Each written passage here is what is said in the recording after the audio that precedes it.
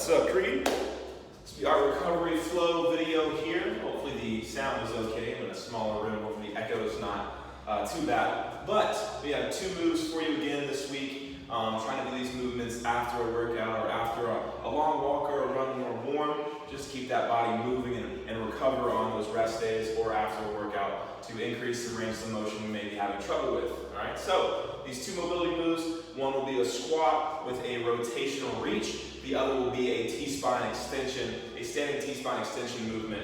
And so both of these are going to work on a little bit of the T-spine and a little bit of the hips as well. So 2 big areas that I know a lot of people in my experience have trouble with, especially if you have a job where you're sitting a lot, or a job where you're very stationary, sedentary, or whether you just have a sedentary lifestyle and you want to get back into fitness. These are some good moves to help you increase that range of motion so you can do movements inside the gym properly and safely. All right, so we'll start with our squat and reach first. All right, so this will be the full progression. All right, what move we want to get ourselves to by the end of this. We're going to start in a deep squat, so feet should be a little bit outside shoulder width. We're squatting all the way down into a deep passive squat here. All right, so our hips are as low as they can go. All right, if that's here for you, that's A-okay. All right, we just need to work on that deep squat mobility first. But once we get all the way down to our deep squat, what we're going to do here is we're going to get our left hand to our left foot.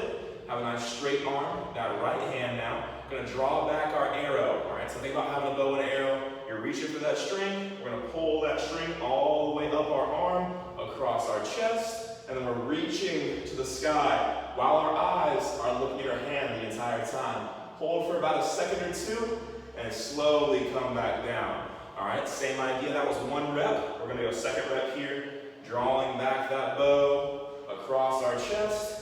Reaching to the sky, hold for a second, and relax. All right, take this movement slow. Try and sit in the squat as long as you can. All right, we're looking about for 3 sets of about 5 to 8 reps each arm. So you would do 5 to 8 reps here, across the chest, slow and controlled, reaching to the sky, back down. Once you get 5 to 8 reps on that left arm, you would do the right side next. Same idea.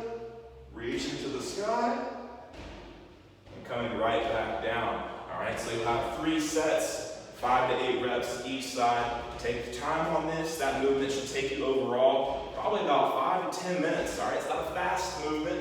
Not trying to fly through it by any means. Just take your time with it. All right, breathe when you're in that deep squat, trying to hold your breath for dear life. Breathe. Let those muscles get oxygen.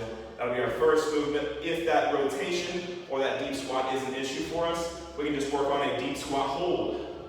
All right, we don't have to worry about that rotation just yet. We want to open up those hips first, so we can sit in this position for about 30 seconds to 45 seconds. And we would do about 3 to 4 sets there, all right, with a little bit of rest time in between, all right?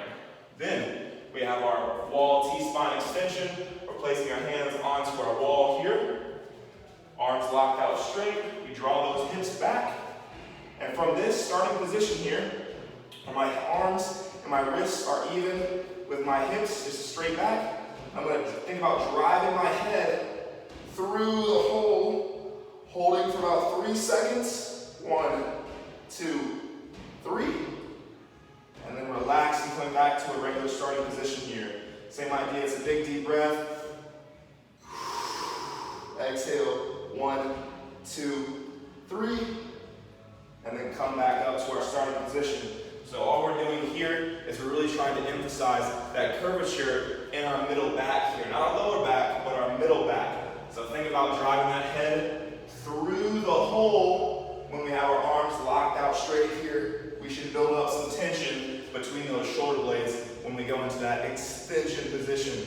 All right, and so what that's going to do is allow us to be able to keep that core brace in an overhead press, but allow some extension in that T-spine so we can press straight up overhead without overcompensating with our lower back when we do overhead presses and stuff like that. So those will be our 2 movements today. 3 sets of about 5 to 8 reps each arm on the squat and reach, and then 3 sets of about 10 reps on the T-spine wall extensions.